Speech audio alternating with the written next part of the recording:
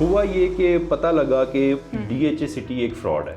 अच्छा। अब क्योंकि उसमें DHA का नाम इन्वॉल्व था तो DHA ने उसको कंपनसेट करने के लिए जिन लोगों की फाइल्स थी और उनको आज तक डिलीवर नहीं हो सका था, DHA सिटी में काफ़ी बड़ा स्कैम था ये, टीवी पे और सोशल मीडिया पे हर जगह चलता रहा। उसके अंदर कुछ इन्वॉल्वमेंट थी कुछ बड़े लोगों की जिन्होंने ये स्कैम किया था। तो वो हुआ ये कि DHA ने उनको बुलाया जिन जिन लोगों के पास फाइल्स मौजूद थी और उनको कहा कि आप हमें अपनी पुरानी फाइल्स जमा करवा दें और हम आपको न्यू एलोकेशन लेटर्स दे देते हैं फेज 13 का। अच्छा। उन्होंने वो पुरानी DHA सिटी वाली फाइल्स वापस ले ली, DHA ने उनको ऑफिस बुलाया और उन्होंने उनको फेज 13 का न्यू एलोकेशन लेटर उनको दे दिया। ठीक है। अब लोग तकरीबन पिछले 2 साल से वेट कर रहे हैं कि DHA 13 कब उठेगा।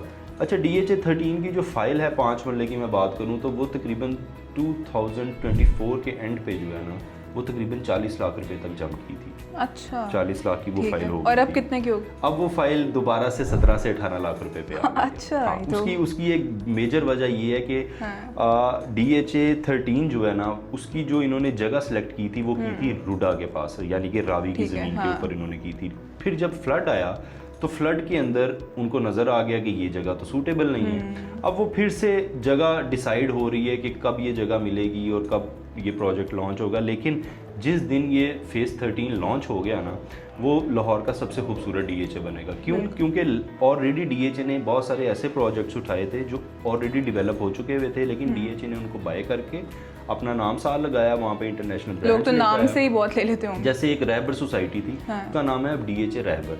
इसी तरह EME सोसाइटी थी, क्योंकि DHA के पास वहाँ एयरपोर्ट वाली साइड पे तो जगह बची नहीं है, अब वो आ रहे हैं रावी वाली साइड पे। तो इसलिए ये फेज़ 13 जिस दिन लॉन्च होगा बहुत अच्छा लॉन्च होगा इंशाल्लाह। जिन लोगों के पास फाइल्स हैं वो ऑलरेडी माइनस में हैं, वो ऑलरेडी 10-15 साल तो वेट कर चुके हैं, तो मज़ीद 4-5 साल वेट कर लें तो ये फाइल उनको काफ़ी अच्छा गेम देगी। इसी तरह फेज़ 10 है, उसमें भी अभी काफ़ी स्लोली वो ऊपर जाती है, फिर नीचे आती है, फिर ऊपर जाती अभी है, लाइक फ्लक्चुएट हो रही है। फेज 8B कुछ ऐसे ही है, वहाँ पर अभी प्लॉट सस्ते हैं। लेकिन DHA में आपकी जब भी इन्वेस्टमेंट होगी वो सेफ होगी, क्योंकि DHA कभी भागेगा नहीं, ये मुल्क ही उनका है तो उन्होंने छोड़ के तो जाना नहीं। हर कोई आजकल DHA पे सबसे ज्यादा ट्रस्ट कर रहा है आउट ऑफ एनी, और बनता भी है क्योंकि जो मॉडल DHA के है और जितने ब्रांड्स DHA इंट्रोड्यूस करवाता है, DHA की मार्केटिंग भी ब्रांड्स के थ्रू भी उनकी marketing itself is a brand। हाँ, अच्छा, मार्केटिंग से एक और सवाल आया है कि ये जो ब्रांड्स अपनी मार्केटिंग बहुत करते हैं, बहुत मतलब उस चीज़ को एग्जैजरेट करके सोशल मीडिया, इंस्टाग्राम, फेसबुक वगैरह,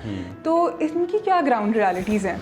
अच्छा, क्या इसके पीछे मतलब इस तरह की? अच्छा, इसके पीछे ना बहुत बड़ा एक चक्कर नहीं, पूरा घन चक्कर है। अच्छा, वो घन चक्कर क्या है कि कोई भी सोसाइटी हमेशा उस वक्त अपनी पीक पे मार्केटिंग ले जाती है, एक जब वो लॉन्च होती है, हाँ बिल्कुल, और दूसरा आपने देखा होगा लॉन्च होने के बाद वो एकदम मार्केटिंग स्लो डाउन हो जाती है। हाँ, मतलब वो ज़्यादा पोस्टिंग नहीं होती। वो क्या होता है कि लोग खरीद लेते हैं और उसके बाद उनको मार्केटिंग की ज़रूरत नहीं पड़ती। जब भी कोई सोसाइटी लॉन्च होती है ना उसमें एक 15 to 20% बजट हमेशा मार्केटिंग का रखा जाता है। अच्छा, वो फिर क्या होता है, वो स्क्वीज डाउन होने लग जाती है, प्रॉपर्टी बिकने लग जाती है, फिर उसके बाद जब न्यू फेज डिक्लेयर करते हैं अब वो बिक नहीं रहा होता, तो फिर से उसको हाइप देने के लिए फिर से ब्रांड इन्वेस्टर्स को बुलाया जाता है, ह्यूज मार्केटिंग की जाती है, इवेंट्स भी रखवाए जाते हैं, आउटडोर कैंपेन की जाती है, डिजिटल मार्केटिंग कैंपेन की जाती है। आपको आप स्क्रॉल कर रहे हैं रील्स की सूरत में, आपने जस्ट एक क्लिक करना है कोट, तो वो आपको उनकी मार्केटिंग टीम एक्टिव हो जाती है और वो आपको कॉल्स पे कॉल्स करना शुरू कर देती है कि सर बताएं आपने क्या खरीदना है। तो ये उस वक्त मेरे ख्याल से कोई भी सोसाइटी एक्सट्रीम पे जाके मार्केटिंग करती है जिस वक्त उनका प्रोजेक्ट बिकना बंद हो जाता है। अच्छा, क्योंकि आप हमेशा चीज़ को मार्केट तब करते हैं जब आपकी सेल्स डाउन होने लग जाती है, तो फिर आप सेल्स को बूस्ट करते हैं ताकि लोगों को पता चले और लोग दोबारा से इन्वेस्ट करना शुरू करें। अच्छा, ये तो आपने ग्राउंड रियलिटीज़ बता दी हैं, कौन सी टॉप सोसाइटीज़ हैं जिनमें व्यूअर्स को इन्वेस्ट करना चाहिए, किन में नहीं करना चाहिए? अगेन मैं ये बताने से पहले आपको फिर एक दफ़ा बता रहा हूँ कि ये मेरे पर्सनल रिव्यूज़ हैं, आप चाहें तो इसकी फेवर भी कर सकते हैं, चाहे तो इसके डिसएग्री भी कर सकते हैं। बिल्कुल, डिसीजन इज़ ऑलवेज योर्स। मेरा काम है रिव्यू देना और अपने व्यूअर्स को गाइड करना कि यार बच जाओ या फंस जाओ, ठीक है।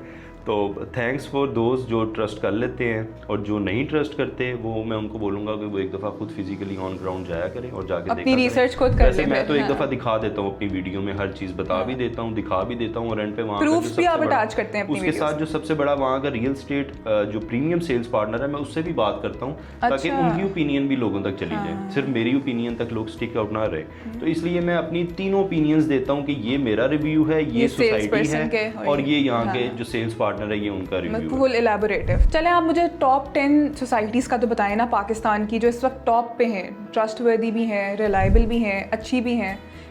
लेकिन जो ट्रस्टवर्दी है ना उनका ऑलरेडी लोगों को पता है। मैं वो तो बता सकता हूँ मैं वो बता सकता हूँ कि कहाँ पर आपको थोड़ा सा ध्यान रखना चाहिए। अच्छा, सबसे पहले तो मैं ना बैरिया ऑर्चर्ड की बात करता हूँ। बैरिया Orchard is a good project, ठीक है। उसके फेज़ 1 फेज़ 2 ज़बरदस्त था, बिका भी, लोगों ने घर भी बनाना शुरू कर दिया। अभी उसका बैरिया ऑर्चर्ड का एक G5 सेक्टर है जो बन रहा है अभी जी।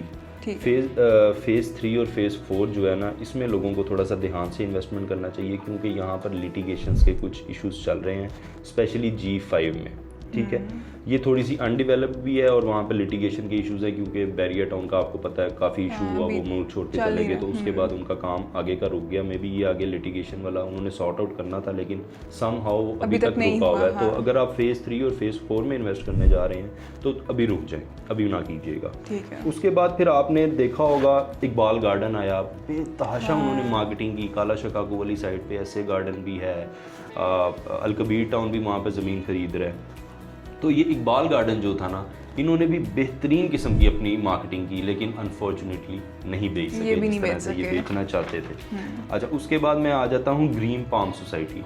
ये ग्रीन पाम सोसाइटी की 2 साल हो गए हैं, अभी तक डेवलपमेंट रुकी हुई है। अब उसकी वजह ये है कि ग्रीन पाम ऐसी जगह पे लोकेटेड है जहाँ पर सेंट्रल पार्क जैसे प्रोजेक्ट भी मौजूद है। अब सेंट्रल मेन प्रोजेक्ट्स हैं। हाँ, ये फिरोजपुर रोड पे है और सेंट्रल पार्क काफ़ी बड़ा प्रोजेक्ट है और काफ़ी डेवलप्ड है। तो उसके सामने अगर ग्रीन पार्क को रखा जाए, तो अगर आप कहते हैं कि मैं सेंट्रल पार्क में इन्वेस्ट करता हूँ और ग्रीन पार्क में इन्वेस्ट करता हूँ, तो आपको ज़्यादा गेन सेंट्रल पार्क से होगा, ग्रीन पार्क से आपको जल्दी गेन नहीं हो सकता। स्पेशली अभी ये जो 2 साल है ना, 2026 और 2027, ये थोड़ा सा रिस्की टाइम है। इसमें रियल स्टेट बहुत ज़्यादा जंप करती हुई अभी नज़र नहीं आ रही, क्योंकि बहुत ज़्यादा टैक्सेस लगा चुके हैं। अगर तो गवर्नमेंट और IMF से हमें थोड़ा सा रिलीफ मिल जाता है टैक्सेस की सूरत में, तो फिर ये शायद आपकी प्रॉपर्टी बूस्ट करे। लेकिन अभी 2-3 साल कोई भी सोसाइटी आपको बड़ा गेन नहीं दे सकती, ठीक है। अच्छा, उसके बाद हम आ जाते हैं अलगनी फेज़ 7।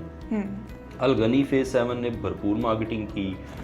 फेज़ 1 फेज़ 2 फेज़ 3 अच्छा था, लेकिन ये जो फेज़ 7 है ना, इसकी लोकेशन बड़ी दूर जाके है, जल्लो वाली साइड पे, सूट नहीं करती। आपको बिल्कुल शहर से हटके जो है ना वो जाना पड़ता है, और अभी डेवलपमेंट करने की कोशिश कर रही हैं, बट स्टिल 3 से 4 साल आपको यहाँ से प्रॉफिट नहीं मिलेगा। ओवरसीज़ ने बहुत ख़रीदा है यहाँ पे। जो मेरी रिपोर्ट्स हैं, जो मैंने वर्किंग की, जो इन्वेस्टिगेट किया, उसमें अलगनी फेज़ 7 में ओवरसीज़ ने ज़्यादा इन्वेस्टमेंट की है। तो आप थोड़ा सा 3-4 साल माइंड बना के इन्वेस्ट कीजिएगा कि अभी आपको वहाँ से गेन नहीं मिलेगा।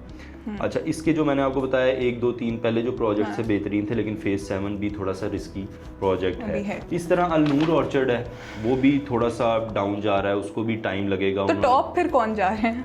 टॉप DHA जा रहा है। हाँ, इसके अलावा DHA जा रहा है और DHA जा रहा है। बिल्कुल ऐसा ही, ये रियलिटी है। ये रियलिटी है, लेकिन नहीं, ये तो मजाक से हट के अभी DHA में भी आपको बड़ा प्रॉफिट नहीं मिल रहा। ये जो टाइम है ना, ये बड़ा इन्वेस्टर जो है ना इस टाइम से फ़ायदा उठाता है, क्योंकि ये बाइंग टाइम है। इस वक्त प्रॉपर्टी बिल्कुल नीचे है, बेतहाशा मार्केट में आपको सेलिंग के लिए फाइल्स मिलेंगी, प्लॉट्स मिलेंगे, लेकिन इस वक्त परचेज करने वाला आपको मार्केट में नहीं मिल रहा। यही वजह है कि आज 20 लाख वाली चीज़ आपको 10 लाख में भी बिकने के लिए मार्केट में पड़ी हुई है, लेकिन खरीदने वाला कोई नहीं है। तो ये कुछ मैंने प्रोजेक्ट्स के नाम लिए हैं, इनमें थोड़ा सा आप देख के ध्यान से करें। बाकी DHA ट्रस्टवर्दी है, आज नहीं तो कल, कल नहीं तो परसों आपका पैसा वो आपको डबल करके ज़रूर देगा, वापस मिलेगा। अच्छा, ये आजकल एक बड़ा ट्रेंड चला हुआ है मार्केट में कि पैसा लें और रेंटल दें। हाँ। तो इसकी पीछे क्या स्ट्रैटेजी है? ये भी टोटल फ्रॉड था, ठीक है। इसमें एक कंपनी थी B4U, ठीक है। बहुत उन्होंने बड़ा स्कैम किया। उन्होंने कहा जी 1 करोड़ रुपया दें और महीने का हमसे 1 लाख या 2 लाख रुपया रेंट ले लें। जैसे मैंने पहले स्टार्ट में बोला कि जब तक फ्रॉडिया और लालची दोनों मार्केट में है, दोनों का कुछ नहीं बन सकता। फ्रॉडिया पैसा कमाता रहेगा, लालची मरता रहेगा। B4U आया, B4U ने बेतहाशा लोगों से पैसा इकट्ठा किया, करोड़ रुपया दें, 1 लाख दें, आपने 1 करोड़ इन्वेस्ट किया, मुझे भी बताया, मैं भी लालच में आ गया, मैंने आगे उज़ैर को बताया, तीसरे को बताया, चौथे को बताया, करते करते पैसा इकट्ठा होता गया। एंड पे जब उन्होंने देखा 400-500 करोड़ रुपया हो गया, लिए और निकल गए, भाग गए, मुल्क छोड़ के भाग गए। हाँ। तो कोई बंदा आपको अपने बिजनेस में से कभी पैसा कमा के नहीं देता। ये बात आपको लिख लेनी चाहिए, पढ़ लेनी चाहिए कि अगर मैं एक प्रोजेक्ट लगाने जा रहा हूँ, मेरे साथ इन्वेस्टर मौजूद होंगे, मैं जब वो प्रोजेक्ट लगाऊंगा तो मैं अपनी ज़ात मेहनत करके मैं अपने लिए वो प्रोजेक्ट लगा रहा हूँ। मैं कैसे आयजा को बोलूँ कि आयजा मुझे पैसा दे दो, मैं आपको प्रॉफिट देने लग जाऊँगा, it means I am a fraud. ठीक है, यही हुआ, B4U ने भी यही किया। इसी तरह जैतून, आपने नाम सुना होगा, बेतहाशा मार्केटिंग की, बिल बोर्ड्स लगा दिए, सब कुछ कर दिया। उन्होंने भी यही पॉलिसी फॉलो की कि भैया आप आएँ, पैसा दें, और उसमें लेकिन B4U ने जो है ना, इतनी मार्केटिंग के बावजूद किसी को प्रॉफिट नहीं दिया। ठीक है, अल जलील का नाम आपने सुना होगा, अल जलील भी इसी तरह ही आया। उन्होंने अपना एक प्रोजेक्ट लॉन्च किया, अल नूर ऑर्चर्ड, उसके अंदर मेरीना सिटी बनाया। ये भी सोसाइटी वो है जो आपको प्रॉफिट नहीं दे सकती। इन्होंने उस तरह से नहीं किया कि आप 1 करोड़ दें और रेंटल ले लें, लेकिन ये जो मैंने आपको 2-3 नाम बताए हैं, B4U और इस तरह के, इन लोगों ने बहुत ज़्यादा पैसा इकट्ठा किया और ये रफू चक्कर हो गए, पैसा लेके भाग गए। इसलिए कभी भी आपको कोई कहे कि आप 1 करोड़ रुपया दें, महीने का 3 लाख रुपया आपको दे दें, कभी भी ना दीजिएगा। ये एडवाइस है उन लोगों के लिए, बहुत बड़ी एडवाइस है। वो आपको उसी करोड़ रुपए में से 3 महीने 3-3 लाख रुपया देता रहेगा और 90 लाख का प्रॉफिट उठा के भाग जाएगा, और आप बैठे देखते रह जाएंगे कि मेरे साथ हुआ क्या। अच्छा, एंड पे ज़रा व्यूअर्स को एक आप मशवरा दे दें, एक गाइडलाइन दे दें कि वो इस तरह के फ्रॉड से, स्कैम से बच कैसे सकते हैं, लाइक एक मुख्तसर से। यार बच ऐसे सकते हैं कि कोई भी बंदा आपके पास खुद चल के आ रहा है और आपको कह रहा है भाई मुझे पैसा दे दो, मैं आपका ये पैसा डबल करके दे दूंगा, वो फ्रॉड है। बिल्कुल सीधा अगर आपके पास पैसे मौजूद हैं तो आपसे ज़्यादा कोई बंदा इन्वेस्टिगेट नहीं कर सकता, रिसर्च नहीं कर सकता, क्योंकि आप इन्वेस्ट करने जा रहे हैं। आपको खुद ऑन ग्राउंड जाना चाहिए, सरकारी इदारों की वेबसाइट्स के ऊपर उनके नाम देखने चाहिए, और फिर वहाँ जाके सोसाइटी के डायरेक्ट ऑफिस से हमेशा जाके, मैं बार बार कहता हूँ, सोसाइटी के डायरेक्ट ऑफिस में जाएं और वहाँ जाके उनकी कंसल्टेंसी लें। और अगर आपका कोई करीबी ऐसा दोस्त है जो आपको सही मशवरा देता है, उसके मशवरे पे जाएंगे। जो मार्केट में ABC लोग बैठे हुए हैं, ये सब आपको डुबोएंगे, क्योंकि हमेशा डीलर जो है ना, वो आपकी 1 करोड़ की इन्वेस्टमेंट के ऊपर उसने 2% या 1% लेना होता है, वो 1-2 लाख के चक्कर के ऊपर आपका पैसा डुबो देता है। इसलिए आपने खुद एनालिसिस करना है, खुद जाएं। अगर हमसे कोई मशवरा लेना चाहते हैं, आप हमसे मशवरा लें, हम आपको इन्वेस्टिगेट करके बताएंगे कि आपका पैसा सेफ है या नहीं।